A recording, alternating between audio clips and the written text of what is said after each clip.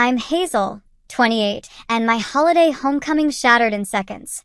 The dark house, kitchen's dim light revealing Grandpa Ernest alone with a pathetic sandwich. That fridge note changed everything. Used your money for Connor. Watch him this week. Enjoying Cancun. Mom and Dad. My $23,000 student loan savings gone. Grandpa's trembling hand touched mine. They'll regret this, sweetheart. I just smiled. 3 days later, they certainly did. Before I tell you what happened, where are you watching from? Hit subscribe and join me on this wild ride to justice. Financial responsibility became my shadow at 16 when Dad lost his job and Mom's part-time retail position barely covered groceries. While my friends shopped for prom dresses, I stocked shelves at Morgan's Grocery from 5 p.m. to midnight, then delivered newspapers before school. Not because anyone forced me, I simply recognized our sinking ship needed all hands bailing water. Connor was 11 then, too young to work but old enough to notice the tension. Mom shielded him, repeating her mantra. Connor's sensitive. He needs normalcy. So while I learned to budget and sacrifice, Connor continued his baseball leagues and gaming subscriptions. I didn't resent it then. He was just a kid. By 19, I'd saved enough for community college nursing prerequisites while working as a hospital orderly. Each month, I transferred $800 to what Mom called my future fund, an account she insisted on managing. Banks prey on young people, she'd warn. We'll keep it safe until you need it for something important. 4 years of transfers accumulated into $23,000, money earmarked for paying down my nursing school loans after graduation. Grandpa Ernest was my lifeline through those years. Mom's father, a retired mechanical engineer with calloused hands and limitless patience, taught me how to change oil, fix leaky faucets, and stand my ground. Backbone before wishbone, he'd say while helping with my homework at his kitchen table. When my parents were busy, their code for Dad's poker nights and Mom's wine club, Grandpa's modest ranch house became my sanctuary. Connor's path diverged drastically from mine. At 14, his teachers called about missing assignments. At 16, marijuana in his backpack. By 18, he'd been to 3 different high schools, each transfer following disciplinary issues my parents minimized as misunderstandings. Last Christmas, Connor didn't come downstairs until dinner was served, eyes bloodshot, mumbling responses. Mom filled his plate first, as always. He's just finding himself, she'd explain. College isn't for everyone. Meanwhile, Grandpa Ernest's health deteriorated. His hands developed tremors, early Parkinson's, the doctor said. My parents rarely visited him despite living 15 minutes away. When I mentioned helping him with house modifications during my brief visits home, Mom changed the subject. Did I tell you Connor might try community college next fall? My career flourished despite everything. Pediatric nursing suited my organized mind and nurturing instincts. Children responded to my calm efficiency, parents to my honest explanations. Last month, I was offered a leadership position at Portland Children's Hospital, a validation that nearly moved me to tears during the Zoom interview. 2 Christmases ago, I discovered Grandpa Ernest alone on December 25th, making a turkey sandwich. Mom said you were invited for dinner. I'd said, confused after driving straight from the airport to his house. They called this morning. Connor wasn't feeling well, so they postponed. He shrugged, but I caught the hurt behind his casual tone. We drove to my parents' house unannounced, finding the family, including a perfectly healthy Connor, watching a Christmas movie. Mom seemed annoyed by our arrival, muttering about not enough ham, while Dad awkwardly cleared space on the couch. That night, as Grandpa and I sat on his porch swing despite the December chill, he squeezed my hand. Someday, we'll both stand up for ourselves, Hazelnut. When it matters most. I nodded, but wondered what that moment would look like. Now, standing in my childhood kitchen, reading that callous note while Grandpa struggled to eat a dry sandwich with trembling hands, I understood completely. The moment had arrived. The note crumpled in my fist as reality crashed through my carefully constructed composure. 4 years of double shifts, skipped vacations, and ramen dinners. vaporized for Connor's latest crisis. My knees buckled, and I sank against the refrigerator, sliding down until I hit the linoleum floor. "They've gone too far," I whispered, tears blurring the kitchen lights. That money was for my student loans. I trusted them. Grandpa Ernest lowered himself painfully beside me, his arthritic knee popping in protest. His embrace felt frilier than I remembered, his once sturdy frame diminished. Still, his voice carried the same quiet strength. "Been eating sandwiches since Tuesday," he confessed. "Can't manage the stove anymore. Hands shake too much when I try to lift the pans." He flexed his fingers demonstratively, the tremor more pronounced than during my last visit. Didn't want to bother anyone. Wiping my eyes, I surveyed the kitchen through new, critical lenses. Unwashed dishes filled the sink. Mail cascaded across the counter, including several envelopes stamped "Final Notice." The refrigerator contained only condiments, processed cheese slices, and a nearly empty bread bag. No fresh food, no prepared meals for an elderly man with deteriorating motor skills. "Where's Connor?" I asked, suddenly remembering my supposed responsibility. Grandpa's expression tightened. "Haven't seen him since yesterday morning. Came by to borrow $20 in my car. Said he'd be back in a few hours." He checked his watch meaningfully. That was 30 hours ago. My attempt to call my parents produced the artificial cheerfulness of Verizon's voicemail system. Neither answered their phones, and their outgoing message provided no emergency contact. Just, "We're making memories in Cancun.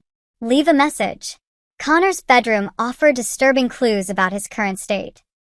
Alongside an expensive new gaming system and designer clothes with tags still attached, I found prescription bottles with labels torn off, razor blades on his nightstand, and a small digital scale. The basement reeked of marijuana, empty beer cans scattered around the couch where he presumably spent his time. The doorbell interrupted my inventory of neglect. Brenda Nelson from next door stood on the porch, concern etching her features beneath a practical gray bob. "Thank goodness you're here, Hazel," she said, hugging me tightly. "I've been worried sick about your grandfather." She lowered her voice. "And that brother of yours has been having some loud parties. 3 nights ago, I saw at least 15 cars parked up and down the street. Called your parents, but they said boys need to blow off steam." After Brenda left, I called my best friend Audrey, who listened as I unloaded the situation between sobs. "You need to check your credit report immediately," she advised, her legal background sharpening her tone. "If they accessed your student loan money, they might have taken other liberties with your financial information." The credit check revealed no additional damage, but the bank confirmed my worst fears: systematic withdrawals from my savings account over 6 months, culminating in a final transfer 3 days ago that emptied it completely. Each withdrawal authorized by Diana Mitchell, my mother, who had maintained joint access to the account since my teenage years. As night fell, Grandpa Ernest and I sat at the kitchen table with the household's only food, peanut butter sandwiches and lukewarm tap water. "How will you manage your loans now?" he asked, concern deepening the lines around his eyes. I stared at my half-eaten sandwich. "I don't know. The deferment ends in February." "And Connor?" The question hung in the stale air. My irresponsible, troubled brother, enabled by parents who'd sacrificed my future to sustain his dysfunction. Where was he now? What state would he be in when we found him? As if sensing my thoughts, Grandpa Ernest covered my hand with his. Despite the tremor, his touch conveyed certainty. "We'll find him," he promised. "But this time, things will be different." I nodded, exhaustion and betrayal forming a leaden weight in my chest. Tomorrow would bring searching, confrontations, and difficult decisions. Tonight, I needed to ensure Grandpa Ernest had a proper meal and his medications. The pills, where were his pills? A frantic search revealed no prescription bottles, no medication organizer. Just another failure of care in a house full of them. "Connor," Grandpa sighed when I asked. "Said he'd pick up my refills yesterday. Never came back with them either." I glanced at the clock. 11:42 p.m. Too late for pharmacies, too late for solutions. The weight of responsibility settled across my shoulders as I helped Grandpa Ernest to the guest room, his dignified independence warring with physical limitations. "I'm sorry," I whispered as he settled against the pillows. His weathered hand patted mine. "Not your burden to carry, Hazelnut." But as I closed his door and faced the silent, neglected house, I knew differently. It was absolutely my burden now, one I would transform into purpose. Morning sunlight filtered through dusty blinds, highlighting years of neglect in my childhood home. Cobwebs adorned ceiling corners. Water stains marked the living room ceiling. The banister wobbled when I descended the stairs. Physical manifestations of emotional patterns, problems ignored until they became crises, then inadequately patched without addressing root causes. Grandpa Ernest sat at the kitchen table with an old photo album, his coffee untouched. His fingers traced a faded image, my mother as a teenager, scowling beside her jubilant younger brother, Uncle James. "History repeats," he murmured as I joined him. "Diana always resented James getting special treatment. Now she's creating the same dynamic with her own children." The album contained visual evidence of our family's dysfunction. My 5th birthday, Connor, barely a toddler, unwrapping my presents while I watched from the background. My high school graduation. Parents flanking Connor in the foreground while I stood slightly apart in my valedictorian regalia. Last Christmas, Connor sprawled center couch, surrounded by expensive gifts, while my modest sweater and bookstore gift card sat nearly forgotten on the side table. I never wanted to see the pattern, I admitted, flipping through memories reframed by yesterday's betrayal. I told myself they were protecting him because he struggled more than I did. Grandpa Ernest closed the album gently. Protection becomes prison when it prevents growth. Connor never developed resilience because they shielded him from consequences. My phone chimed with a bank notification, scheduled student loan payment due in 30 days. The $23,000 that should have covered nearly half my debt now funded my parents' tropical vacation and whatever expensive distractions they'd purchased for Connor. My financial safety net vaporized. "I should have transferred that money years ago," I said, the familiar weight of self-recrimination settling on my shoulders. "Hindsight's worthless without action," Grandpa countered. "What matters is what you do now." A methodical search of the house revealed the extent of my parents' enabling. Connor's closet contained clothes worth thousands, designer brands with tags still attached. His room featured the latest gaming system, high-end headphones, and a new laptop. Meanwhile, Grandpa Ernest's medications sat unfilled at the pharmacy, and final notices threatened utilities disconnection.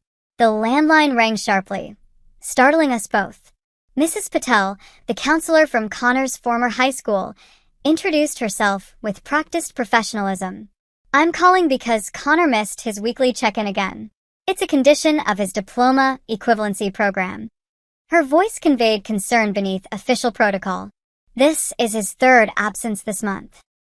After assuring her I'd address the situation, I turned to find Grandpa Ernest staring at a bank statement. "They took my money too," he said quietly, pushing the paper toward me. "Last year, when they remodeled the kitchen. Said it was a loan." The statement showed a $30,000 withdrawal, nearly half his retirement savings. "Did they repay any of it?" I asked, though I already knew the answer. He shook his head. "Diana said they'd pay me back monthly, but there was always some emergency with Connor. Eventually, I stopped asking." My anger crystallized into something cold and focused. This wasn't just about my stolen savings. It was a pattern of exploitation spanning decades. My parents had depleted their own resources enabling Connor, then systematically drained mine and Grandpa's to maintain their dysfunctional system. "Remember when Connor wrecked Dad's car at 16? I asked, memories surfacing with new clarity. "They used my college fund to replace it rather than letting him face consequences." Grandpa nodded. "And your senior year, when they borrowed your graduation money to pay for Connor's 3rd stint in that wilderness therapy program, which he left after 2 days.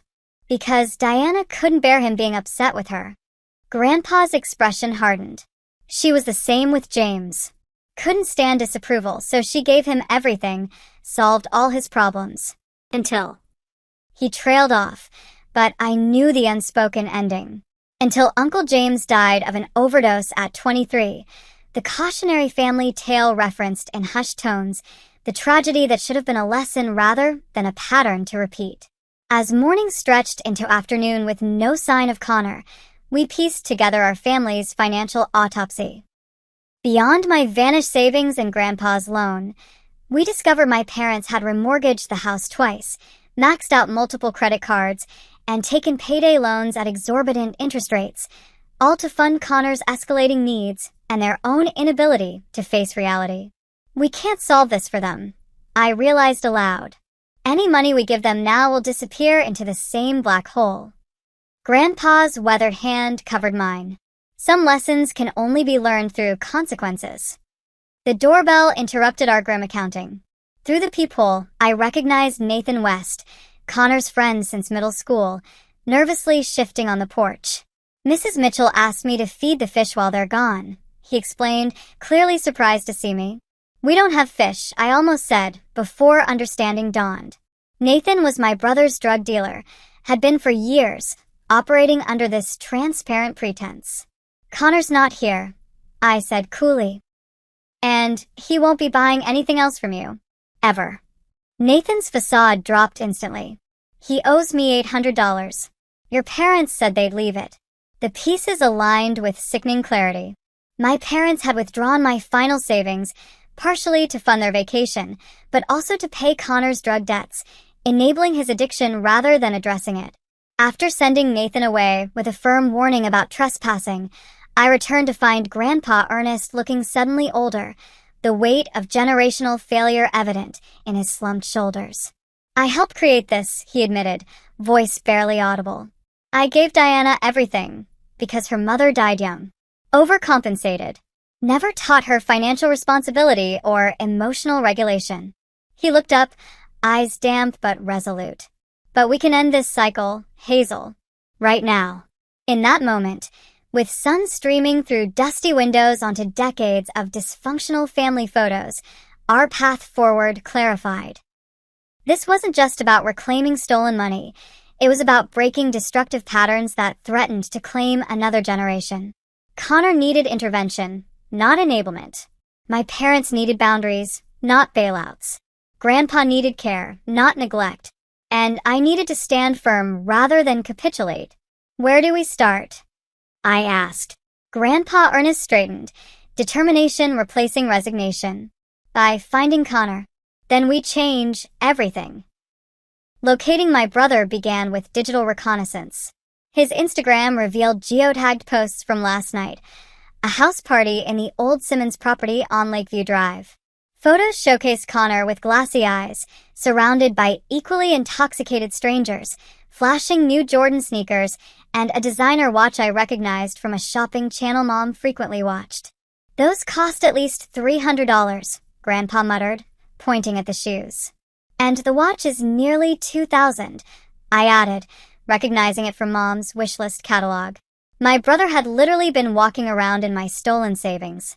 We compiled a list of Connor's usual haunts: the skate park behind the community center, Riverside Mall's food court, the abandoned train depot where local kids smoked and drank. After a quick breakfast for Grandpa Ernest and a stop at the pharmacy for his overdue medications, our search began. The skate park yielded nothing but discarded energy drink cans and teenagers who scattered when my car approached. The mall security guard recognized Connor's photo, but hadn't seen him in days. 3 coffee shops and 2 record stores later, we found Kyle Fraser, Connor's childhood friend who'd managed to maintain some semblance of direction despite their association. He's been staying at Maxwell Thompson's place, Kyle revealed reluctantly, glancing around as though concerned about being overheard. His parents are in Europe for a month. It's basically been nonstop partying there. Maxwell Thompson lived in Oak Ridge Estates, the affluent neighborhood across town where sprawling homes sat on manicured acres. His parents, successful real estate developers, traveled frequently, leaving their son with minimal supervision and maximum resources. The Thompson house looked deceptively serene, pristine white colonial, impeccable landscaping, luxury vehicles in the circular driveway. Only the overflowing recycling bin, stuffed with liquor bottles and beer cans, hinted at the activities inside. When no one answered the bell, I tried the door. Unlocked. The interior presented a stark contrast to the orderly facade. Furniture askew, food containers scattered across surfaces, air thick with marijuana smoke and stale alcohol. In the sunken living room, 3 unconscious figures sprawled across leather couches, oblivious to our entrance. Connor wasn't among them. We found my brother upstairs in a guest bathroom, hunched over the toilet. Maxwell sat nearby on the edge of the bathtub, looking only marginally more coherent. Haze.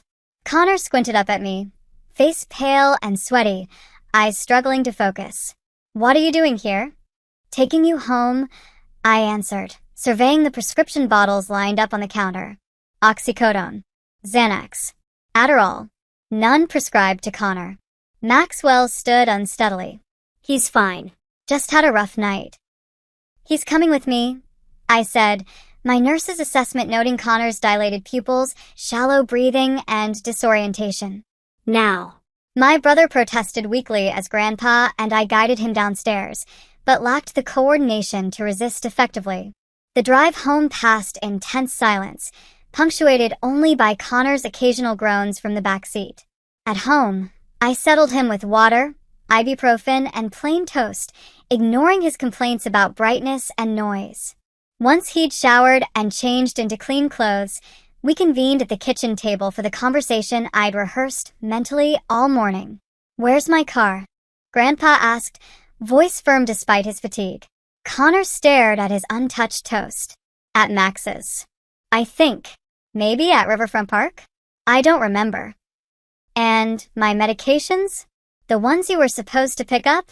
A sullen shrug. Forgot. I placed the empty savings account statement before him. Do you know what this is? His bloodshot eyes barely focused on the paper. Mom said you wanted to help me. I never agreed to give you $23,000, Connor. You don't understand, he muttered, defensiveness rising. I had debts. People were threatening me. Because of your choices, I countered, maintaining calm despite my simmering anger. Choices Mom and Dad keep enabling instead of helping you address the actual problem. His face flushed. What problem? That I'm not perfect like you? That I don't want to spend my life playing by everyone else's rules? The problem is that you're destroying yourself while our parents fund the destruction, I said evenly. And now they've spent my student loan money on your drug habit and their vacation. It's not a habit, he snapped reflexively. I can stop whenever I want. Grandpa Ernest, who had remained silent, finally spoke. When's the last time you went 24 hours without something in your system, Connor? My brother's gaze dropped to the table. His silence provided the answer. You're killing yourself, Grandpa continued gently, just like James did. Connor flinched at the mention of our uncle, the family cautionary tale. I'm nothing like him. I have everything under control. Is that why you owe drug dealers money? Why you're failing your GED program? Why you've stolen from people who love you? My voice cracked despite my efforts to remain clinical. This isn't control, Connor. It's free fall. For a brief moment, vulnerability replaced defiance in his expression. I don't know how to stop, he whispered, so quietly I almost missed it. Then, as though regretting this honesty, his walls slammed back into place. Whatever. You've always thought you were better than me anyway. I've never thought that, I said softly. I've only wanted you to be healthy and happy. By your definition, he scoffed. College, career, responsibility. Boring adult stuff. By the definition of not being constantly high, in debt, or in danger, I corrected. By the definition of having actual choices instead of being controlled by addiction. Connor stood abruptly, chair scraping against linoleum. I'm not having this intervention bullshit. You're not my mother. No, I agreed. Because if I were your mother, I would have gotten you help years ago instead of enabling you until you reached this point. He stormed out, slamming the back door with enough force to rattle the windows.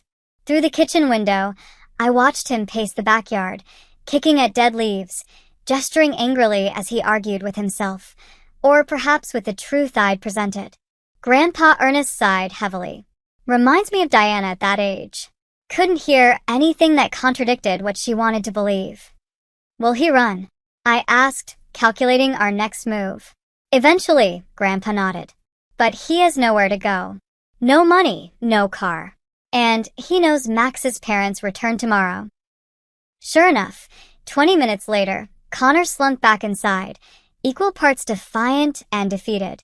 He raided the refrigerator, then slumped at the table with a string cheese and stale crackers, the house's meager offerings. So what now? He asked, avoiding eye contact. You're going to lock me up in some rehab center? Tell Mom and Dad I'm the family disappointment. I studied my brother, really looked at him, perhaps for the first time in years. Beneath the bravado and substance abuse, glimpses of the sensitive, creative child remained. The boy who built elaborate Lego worlds, who cried when we found an injured bird, who drew comic strips about a superhero, who could fix broken things. You're not a disappointment, Connor, I said quietly. You're struggling. There's a difference. He picked at the crackers, walls temporarily lowered by hunger and the aftereffects of whatever substances still lingered in his system. It wasn't supposed to be your money, he admitted finally. Mom said they'd pay you back before you even noticed it was gone.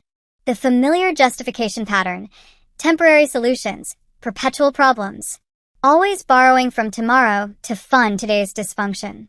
And the other times? I asked. My graduation money? College fund? Christmas bonuses? His gaze remained fixed on the table. They always said it was just temporary. That once Dad's business took off, or Mom's promotion came through, or their investment matured. He trailed off, perhaps hearing the hollow excuses for the first time himself. Connor, Grandpa interjected gently. Do you want to keep living like this? My brother's facade cracked. For just a moment, beneath the defensive anger and practiced indifference, naked fear surfaced. I don't know how to live any other way, he whispered. That vulnerable confession, so honest it seemed wrenched from somewhere Connor rarely accessed, created the first genuine connection between us in years. Not siblings divided by parental favoritism, not responsible sister versus troubled brother, but simply two people acknowledging a painful truth. Before we could explore this opening further, Connor's phone chimed. He checked it reflexively, shoulders tensing at whatever he saw. I need to go, he said, mask sliding back into place. Just for a couple hours. There's something I need to handle. Your dealer? I guessed, noticing his nervous fidgeting. He avoided my gaze. It's not what you think. Then explain it, I challenged. Because from where I'm sitting, it looks exactly like what I think. Connor's expression hardened. You don't know anything about my life. I know you're killing yourself, I replied evenly. And I know our parents are funding it. Whatever. He stood, defensive barriers fully restored. I'm going out. You can't stop me. Technically, he was right. At 19, Connor was legally an adult. I couldn't physically restrain him or legally commit him without clear evidence he presented an immediate danger. Prevention required his cooperation, or at minimum, his presence. Actually, Grandpa Ernest interjected, voice firm despite his frailty, you're not going anywhere until you return my car and house keys. Connor's posture stiffened. Or what? You'll call the cops on me? Your own grandson. If necessary, Grandpa confirmed without hesitation. Theft is theft, Connor, even from family. The standoff stretched, tension crackling between my defiant brother and my surprisingly resolute grandfather. Finally, Connor broke eye contact, fishing keys from his pocket and tossing them carelessly onto the table. Happy now? I'm still leaving. Without transportation or money? I asked. To do what, exactly? He glared but offered no answer. Stay, I said, softening my approach.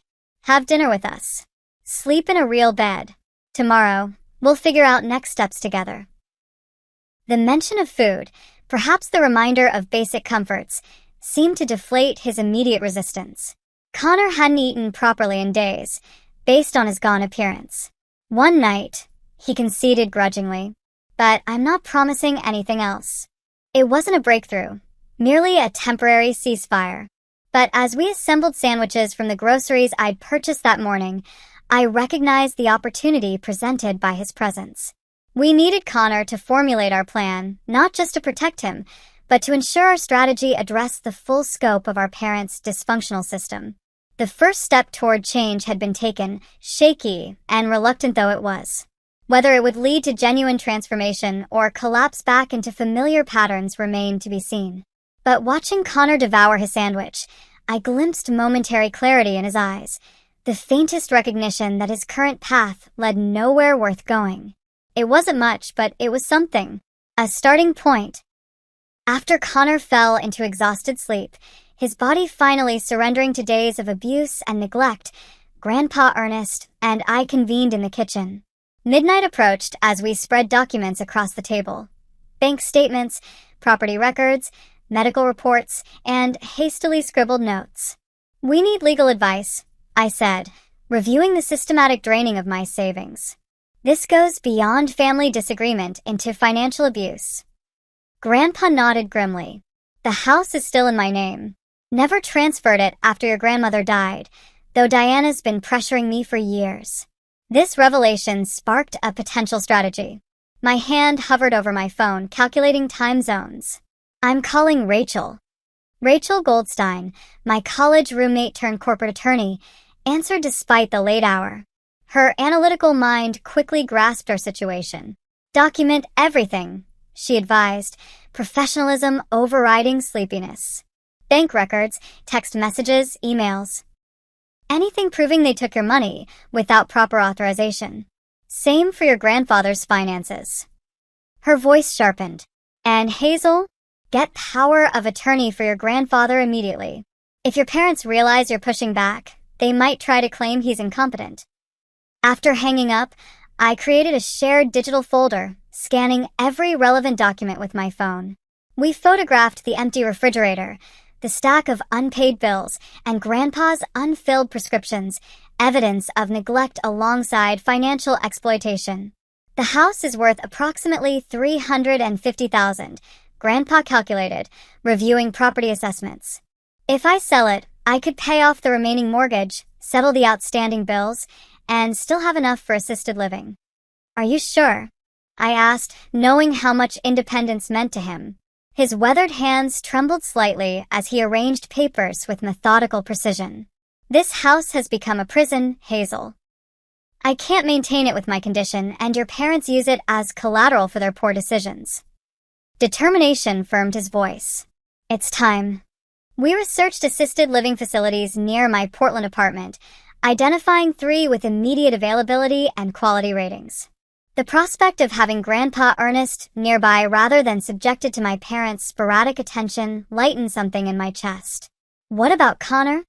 I asked, the most complex piece of our puzzle. "He needs rehabilitation," Grandpa stated flatly. "Not another chance or excuse."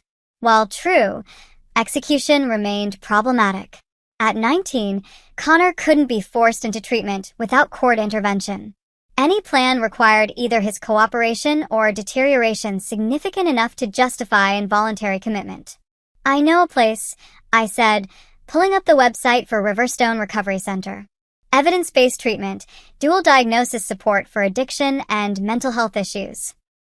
I scrolled through testimonials. "It's not punishment, it's actual help." "Which your parents will never support," Grandpa noted. "But my insurance would cover 60% as his immediate family member," I countered. "The rest could come from selling this house." Around 1 a.m., I called Aunt Patricia, my father's sister who distanced herself from the family years ago after repeated financial impositions. Her surprise at hearing from me quickly transformed into validation of our concerns. "They did the same to me," she confirmed.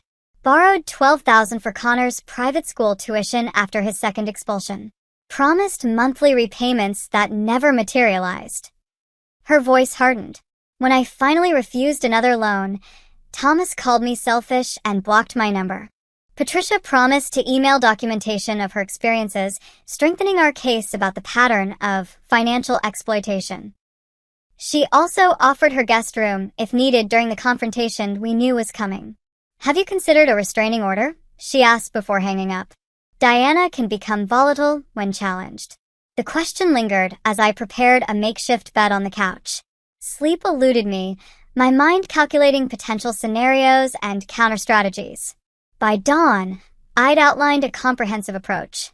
1. Secure Grandpa Ernest's assets and health immediately. 2. Document all financial abuse for potential legal action. 3. Arrange appropriate living situations for both Grandpa and Connor. 4. Establish non-negotiable boundaries with my parents. 5. Implement consequences if those boundaries were violated. Morning brought Rachel's promised legal documents via email, power of attorney forms, healthcare proxy designation, and a property transfer agreement that would protect Grandpa's assets from further exploitation. We'd need notarization, but the framework existed. Connor emerged from his room around noon, hollow-eyed but more coherent than yesterday. He picked at the breakfast I'd prepared, avoiding conversation until caffeine rendered him marginally sociable. "Where Mom and Dad really?" he finally asked, skepticism edging his voice. I showed him their Instagram posts: beachfront cocktails, parasailing excursions, spa treatments. All tagged #deservegetaway and #bestparentsever. "Must be nice," he muttered, something shifting behind his eyes. "Using your money for their vacation while leaving you to deal with me." This crack in his perception, this recognition of the dysfunction, provided an opening. "It's a pattern, Connor," I said gently. "They enable your destructive behaviors, then abandon the actual solution to someone else. It's not helping you. It's not even really about you." He stared into his coffee. "What do you mean?" "It's about their need to feel like good parents without doing the difficult parts of parenting," Grandpa explained. "Giving you money and freedom seems loving, but it's actually neglect when what you need is structure and accountability." Connor's defenses visibly wavered. "So what? You want me to just magically get better?" "Stop everything cold turkey." "We want you to get proper help," I clarified. "Professional treatment for addiction and underlying issues. Not punishment, actual healing." I explained Riverstone's program, emphasizing its approach to root causes rather than just symptoms. Connor listened with surprising attentiveness, asking pertinent questions about methods and restrictions. "I'd lose my phone," he observed, his primary objection revealing both addiction to connectivity and fear of isolation. "For the first 2 weeks," I confirmed. "Then supervised usage as you progress." He fidgeted with his empty cup. "I can't afford something like that." "I can help with insurance," I said. "And Grandpa is selling this house anyway." Connor's head snapped up. "What?" "Mom and Dad will freak out." "It's my house," Grandpa stated simply. "And it's my decision." The conversation paused as Connor processed this information, the first concrete consequence of our changing family dynamic. To my surprise, after initial resistance, he seemed almost relieved by the prospect of definitive action. "Would you really pay for rehab for me?" he asked quietly. "After everything?" The question revealed how thoroughly our parents had poisoned our relationship, positioning us as competitors rather than allies. In Connor's mind, my help seemed implausible given his role in depleting my savings. "You're my brother," I said simply. "I want you healthy more than I want that money back." Something crumbled in his expression, the practiced indifference, the defensive posturing. For a moment, I glimpsed the vulnerable child beneath the addict's armor. "I don't know if I can do it," he admitted, voice barely audible. "You don't have to decide right now," Grandpa said. "But think about what your current path looks like 5 years from now." The question lingered as we proceeded with our preparations. I contacted a real estate agent who agreed to assess the house the following day.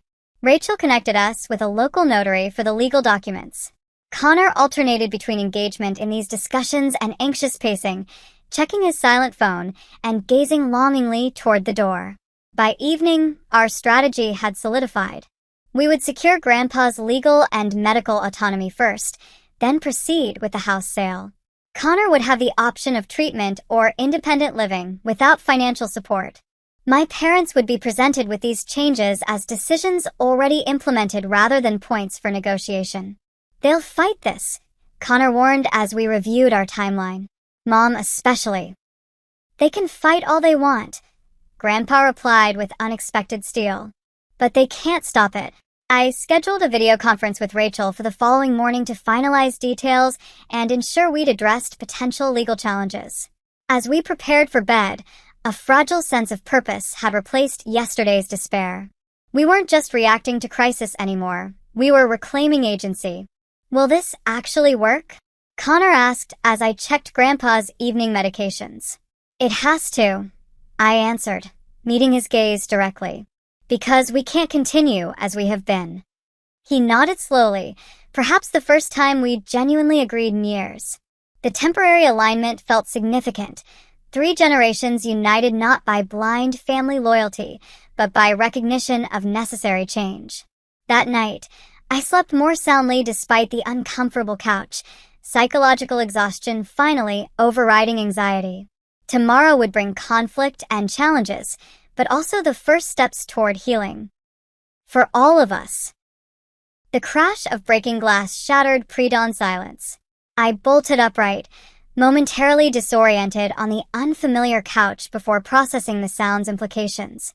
Rushing upstairs, I found Connor's bedroom empty, window open.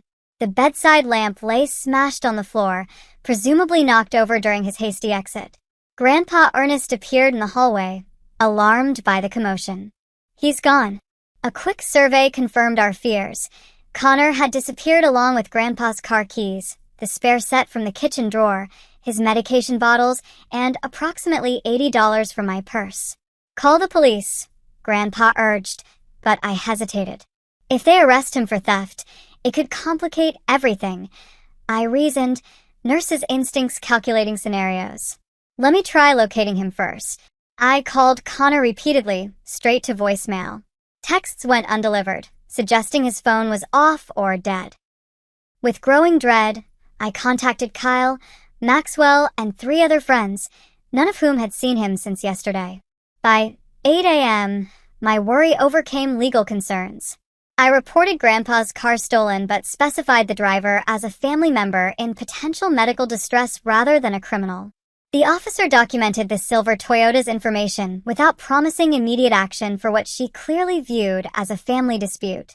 Call hospitals, Grandpa suggested, giving voice to my unspoken fear. 3 calls yielded nothing, but the 4th, St. Luke's Regional Medical Center, confirmed a John Doe matching Connor's description had been brought to their emergency department at 4:17 a.m.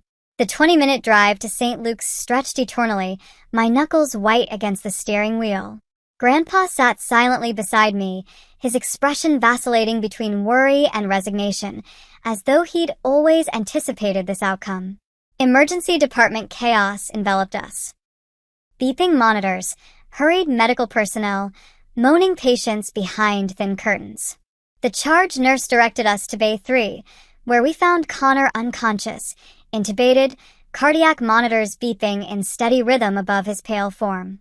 Dr. Mehta, an emergency physician with kind eyes and a direct manner, outlined the situation clinically. Polysubstance overdose, opioids, benzodiazepines, and alcohol. He was found unresponsive in a park restroom by early morning joggers. Paramedics administered Narcan, which temporarily improved his breathing, but he required intubation upon arrival. My clinical knowledge provided understanding my emotions couldn't process. Connor had taken Grandpa's medications, heart medication, anti-anxiety pills, and pain relievers prescribed for his Parkinson's symptoms, alongside whatever substances he'd already been using. Prognosis. I managed, nurse mode engaging as protective armor. Cautiously optimistic, Dr. Mehta replied. His liver function is concerning, but he's young and otherwise healthy. We're transferring him to ICU shortly for continued monitoring and ventilator support. After providing insurance information and confirming my status as next of kin, I settled Grandpa Ernest in the vinyl waiting room chair, his complexion alarmingly gray beneath fluorescent lights. This isn't your fault, I assured him, noting his trembling had intensified. Did you take your morning medications? He shook his head. Connor took them all. Another crisis atop existing ones. I located the hospital pharmacy, explained our situation to the sympathetic pharmacist, and obtained emergency replacements for Grandpa's essential medications. The delay meant his Parkinson's symptoms would worsen temporarily, but preventing cardiac complications took precedence. While waiting for Connor's transfer to ICU, I attempted calling my parents again. Their phones remained off, voicemails full. My final message conveyed unmistakable urgency. Connor is in intensive care at St. Luke's following an overdose. He may not survive. A call immediately. Hours crawled by without response. Grandpa dozed fitfully in the uncomfortable chair while I maintained vigil beside Connor's bed, watching mechanical breaths inflate his chest in rhythmic intervention between life and death. By afternoon, my body demanded sustenance despite emotional numbness. In the cafeteria, purchasing tasteless sandwiches and watery coffee, my phone finally rang. Hazel. Mom's voice carried the slightly slurred quality of day drinking. Resort noise pulsed in the background. What's this dramatic message about Connor? I explained the situation with brutal clarity, detailing his critical condition and the stolen medications. We'll catch the next flight, she said, seemingly sobered by reality. Should be home by tomorrow evening. Tomorrow evening? I repeated incredulously. Your son might not survive until tomorrow evening. There aren't any immediate flights, she defended. We're doing our best. Like you did when you stole my savings? When you left Grandpa without food or medications.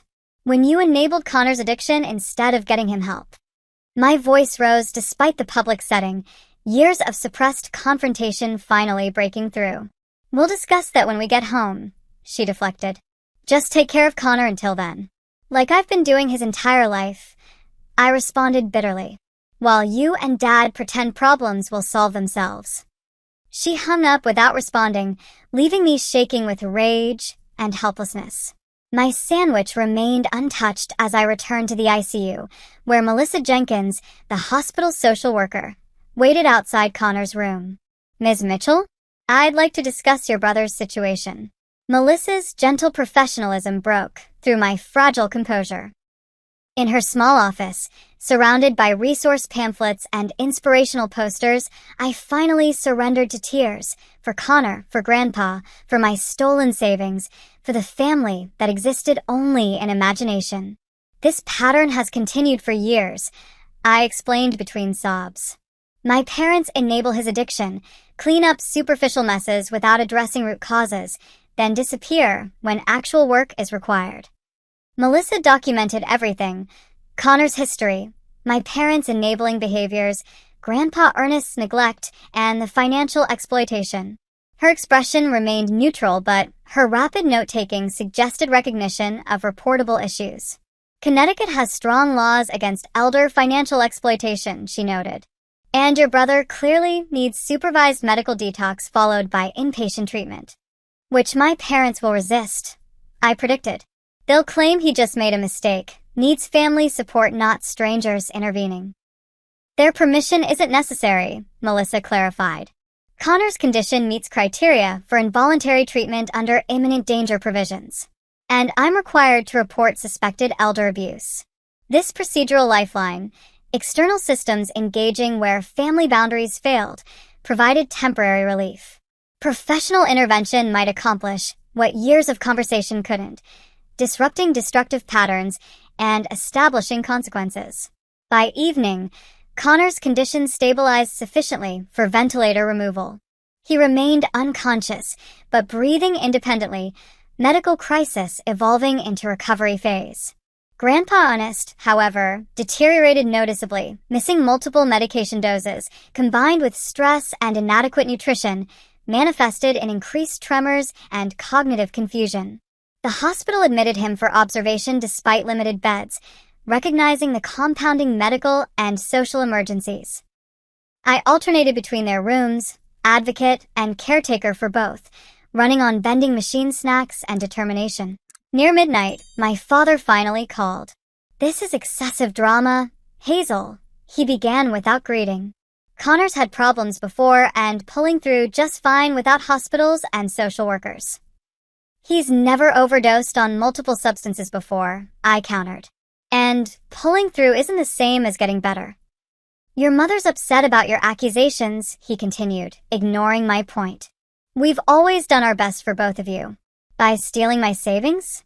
By leaving Grandpa without food or medication? By enabling Connor instead of helping him? We borrowed your savings, he corrected defensively. We'll pay it back once this vacation is paid off. The absurdity, prioritizing their vacation repayment over returning stolen money, crystallized everything wrong with their perspective. Dad, listen carefully, I said, voice deadly calm. Connor nearly died today. Grandpa's been admitted for medical complications resulting from neglect. I've involved hospital social services, who are reporting suspected elder abuse. Things are changing, with or without your cooperation. His sputtering objections dissolved into background noise as I outlined new boundaries. Connor would enter treatment directly from hospital discharge. Grandpa would transition to assisted living near my apartment. Their access to financial information would be permanently revoked. You can't make these decisions, he protested. I already have, I replied, ending the call as he escalated to threats. Hours later, Connor finally regained consciousness, disoriented and distressed by unfamiliar surroundings. I explained his situation with compassionate directness, watching comprehension and shame wore across his features. Am I in trouble? He whispered hoarsely, voice damaged from intubation. With the law? No. With your health and future? Absolutely. I held his gaze steadily. This isn't sustainable, Connor. You nearly died. His cracked lips trembled. I didn't mean to. I just wanted to stop feeling for a while. I know, I acknowledged, recognizing the desperation behind his actions. But this can't continue. For the first time in our adult relationship, Connor didn't argue or deflect. Perhaps proximity to death had stripped away pretense, or perhaps withdrawal began clearing mental fog. Whatever the cause, he simply nodded, tears tracking silently down hollow cheeks. What happens now? He asked. Treatment, I answered without hesitation. Real treatment, not another half measure or temporary solution. Mom and Dad won't let me. Mom and Dad don't get to decide anymore, I said firmly. This is between you and living. His fingers weakly sought mine atop the hospital blanket, the first voluntary physical contact between us in years. The gesture, so small yet significant, communicated what words couldn't. Acknowledgement, agreement, surrender to necessary change. By morning, both Connor and Grandpa stabilized medically, though each faced long recovery. I coordinated with Melissa regarding treatment options, insurance coverage, and transitional care, operating on determination despite physical exhaustion. When my phone rang again, I expected more parental resistance. Instead, Whitney Thompson, my nursing supervisor from Portland, responded to my emergency leave request. Take whatever time you need, she assured me. Family medical emergencies qualify for protected leave. Your position will be waiting when you return. This professional grace, such stark contrast to my parents' abdication of responsibility, triggered unexpected tears. Thank you, I managed. Things are complicated here. Family crises usually are, Whitney replied with knowing kindness. Remember your own oxygen mask, Hazel. You can't help them if you collapse. Her reminder punctured my adrenaline-fueled functionality. I'd been operating continuously for nearly 48 hours, managing multiple medical crises while processing emotional and financial trauma. My body screamed for rest even as my mind calculated next steps. In Connor's room, I found him awake, watching morning sunlight filter through Venetian blinds. His expression carried something I hadn't seen in years. Clarity. I remember now, he said quietly as I checked his 4 lines. Taking Grandpa's pills, driving to Riverside Park, thinking it would just make everything stop hurting for a while. His voice cracked. I didn't mean to die. But you nearly did, I replied gently. And that's why things have to change. He nodded, unexpected tears spilling. I'm scared, Hayes. The childhood nickname, in use since he entered rebellious adolescence, cracked something in my professional veneer. Beside his bed, still in yesterday's rumpled clothes, I finally surrendered to my own exhaustion and fear. Me too, I admitted. But we'll figure it out together. In that sterile hospital room, surrounded by medical equipment and uncertainty, the first fragile foundation of a new relationship formed between us. Not the enabling codependence our parents had modeled, but something potentially healthier. Two adults acknowledging fear while committing to necessary change. Whatever came next, whatever storm awaited when our parents finally arrived, this moment of genuine connection provided something to build upon. Not fixing or enabling, but witnessing and supporting. The distinction made all the difference. The distinctive click of designer heels against hospital linoleum announced my mother's arrival before she appeared. Diana Mitchell swept into the ICU waiting area in resort wear, flowered sundress, straw hat, tan shoulders, incongruously festive amid medical crisis. My father Thomas followed, perpetually in her wake, his golf polo and khaki shorts similarly out of place. "Where is he?" she demanded without greeting, as though Connor's location constituted my first failure. "Room 427, I answered calmly. "The doctor's with him now." "And you let this happen?" she accused, gesturing vaguely. "Left in charge for 3 days, and he ends up hospitalized." The injustice of her framing, her abdication recast as my negligence, ignited carefully banked anger. Before I could respond, Grandpa Ernest emerged from the elevator, using a hospital-issued walker, his discharge paperwork clutched in trembling hands. "Diana," he acknowledged his daughter flatly. "Quite a homecoming." My mother's attention pivoted, cataloging her father's condition with visible dismay. "Daddy, what happened to you? Why are you in a hospital gown?" "Complications from mismedications," he replied evenly. "The ones Connor took before overdosing." "This is ridiculous," my father interjected. "Everyone's overreacting. Connor made a mistake." "A mistake that nearly killed him," I interrupted, "and exposed years of enabling that's destroying him."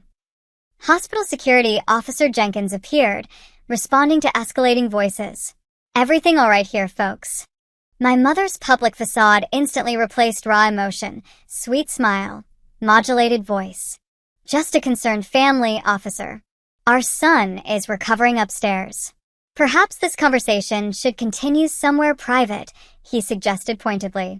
The hospital chapel provided neutral territory, empty at mid-morning on a Wednesday, its interfaith symbols watching our family implode beneath stained glass. I positioned myself protectively beside Grandpa Ernest, noting his increased tremor and fatigue. "You stole my savings," I stated without preamble once the door closed behind us. $23,000 I'd been saving for student loans. "Borrowed," my mother corrected reflexively. "It was an emergency." "Your Cancun vacation was an emergency?" She flushed beneath her tan. "Connor needed help with some financial situations. And we deserved a break after everything we've dealt with." "While leaving your father without food or medication," I continued. "While expecting me to manage the crisis you created." "He could have called us if there's a problem," my father deflected. Grandpa Ernest's quiet voice cut through parental justifications. "I did call. 6 times. You didn't answer." My mother's expression hardened. "This ambush is inappropriate. Connor needs family support, not accusations and drama." "Connor needs professional treatment for addiction," I corrected. "Not another round of enabling that nearly killed him yesterday." "He doesn't have addiction," she insisted, the denial fundamental to her worldview. "He's just sensitive like your Uncle James was. He needs understanding, not strangers labeling him."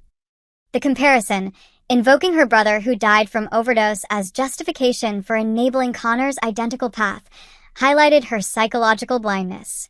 History wasn't cautionary tale but rationale for repetition. "Mrs. Mitchell?" Dr. Mehta appeared at the chapel door. "Your son is asking for you." My mother seized this interruption as escape, hurrying toward Connor's room with my father trailing behind.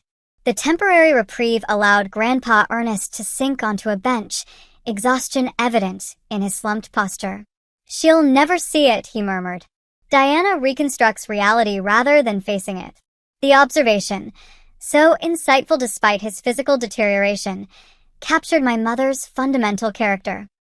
Confrontation wouldn't penetrate psychological defenses constructed over decades. Only consequences might eventually communicate what words couldn't. Upstairs, we found Connor awake but subdued, hospital bed inclined slightly. My parents flanked him protectively, my mother stroking his hair as though he were still a child rather than a 19-year-old who'd nearly died from voluntary substance abuse. "The doctor says you can come home tomorrow," she announced triumphantly. "We'll take care of everything." Connor's gaze found mine across the room, something unspoken passing between us. To my surprise, he shook his head slightly.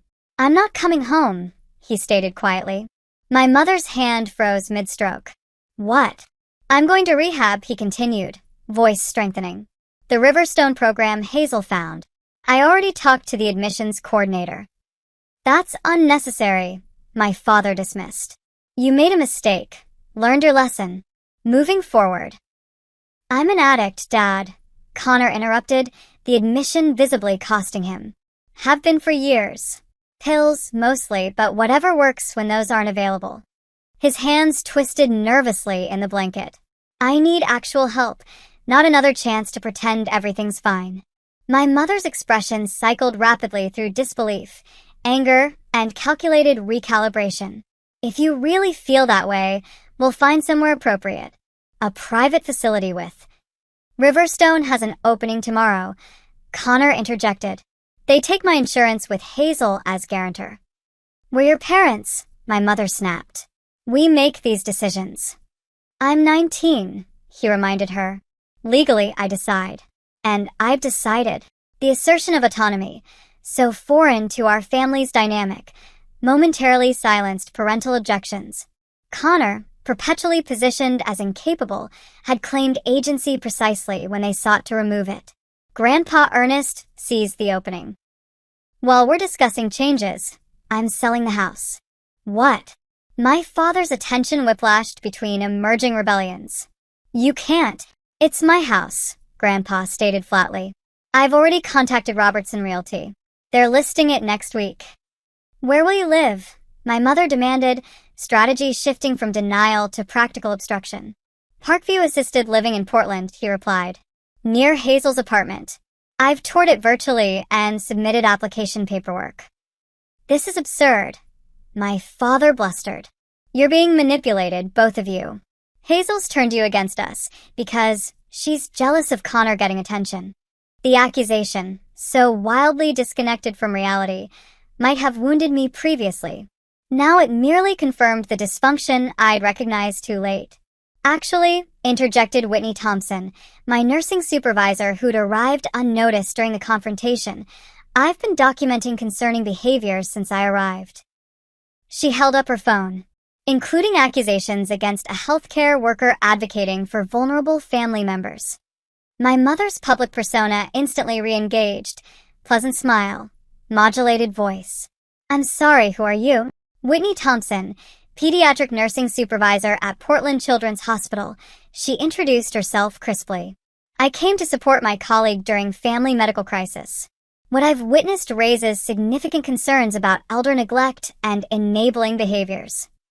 "This is a private family matter," my father attempted. "Not when it involves potential elder abuse and medical neglect," Whitney countered professionally. "As mandatory reporters, healthcare workers are required to document and report such concerns to appropriate authorities." The introduction of external consequences, professional observation beyond family manipulation, visibly destabilized my parents' unified front. My mother's practiced charm faltered. My father's blustering authority deflated. Connor seized this momentary advantage. "I'm going to Riverstone tomorrow," he stated firmly. "I've already signed the paperwork. And I'm selling the house," Grandpa Ernest reaffirmed. "The decisions are made."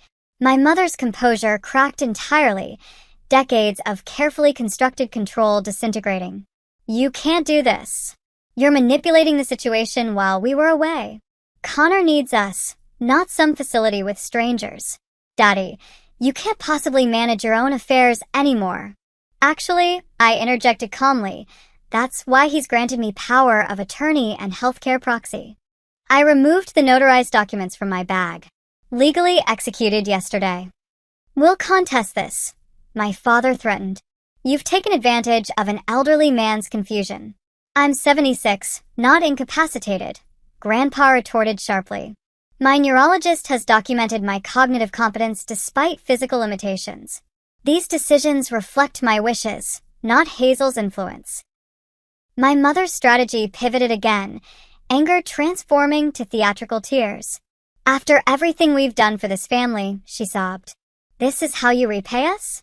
Turning against your own parents. You stole my savings, I reminded her evenly. You neglected your father's basic needs. You enabled Connor's addiction until it nearly killed him. Those aren't accusations, they're documented facts. We borrowed the money, my father insisted desperately. We intended to repay it. With what? Grandpa challenged. You've remortgaged your house twice, maxed out credit cards, and drained retirement accounts. Where exactly would repayment come from? Their financial house of cards, built on borrowed money, delayed consequences, and magical thinking, couldn't withstand direct examination. My parents' exchanged glances contained panicked recognition. The system they'd maintained through manipulation had finally collapsed. What do you want? My mother finally asked, calculations visible behind her tears. To punish us? To take Connor and Grandpa away? To make us suffer? I want accountability, I answered honestly. I want Connor to get actual help instead of enabling. I want Grandpa to receive proper care instead of neglect. I want my savings returned so I can pay my student loans. We don't have the money, my father admitted reluctantly. It's gone. Then you'll create a repayment plan, I stated. With interest. Documented legally. Or what? My mother challenged, desperation edging her voice. Or I'll file police reports for financial exploitation and elder neglect, I replied calmly. The documentation exists. The witnesses exist. The choice is yours. The hospital room fell silent as decades of dysfunctional family dynamics reached inevitable crossroads. My parents, stripped of familiar evasions and manipulations, faced genuine consequences perhaps for the first time in their adult lives. Connor broke the tense silence. I need help, he said quietly. Real help, not another cover-up or temporary solution. I'm going to Riverstone tomorrow, with or without your support. His assertion, the first healthy boundary he'd established in years, visibly impacted my mother. Something shifted in her expression, calculation giving way to momentary clarity. You nearly died, she whispered, perhaps truly seeing her son's condition for the first time. Yes, he acknowledged simply. And I will die if nothing changes. In that unguarded moment, maternal protectiveness finally aligned with reality rather than denial. My mother's carefully constructed narrative, perfect family temporarily inconvenienced by minor challenges, couldn't survive confrontation with her son's near-death experience. What do we do? She asked, the question directed not at me but at Connor. Perhaps the first time she genuinely sought his perspective rather than imposing her interpretation. Let me get help, he answered. Real help. And start fixing what's broken, including with Hazel and Grandpa. My father, sensing shifting alliances, attempted reassertion. We'll discuss options when everyone's calmer. For now. No more discussions, Grandpa interrupted firmly. Decisions have been made. Connor enters treatment tomorrow. I'm selling the house and moving to assisted living. Hazel has legal authority to ensure these changes happen. His gaze fixed on my parents with unexpected steel. Your only choice is whether you'll accept these changes gracefully or fight them futilely. The ultimatum, delivered by the family patriarch they'd systematically exploited, carried authority they couldn't easily dismiss. My mother's resistant posture gradually softened into resignation. My father's blustering objections faded into uncomfortable silence.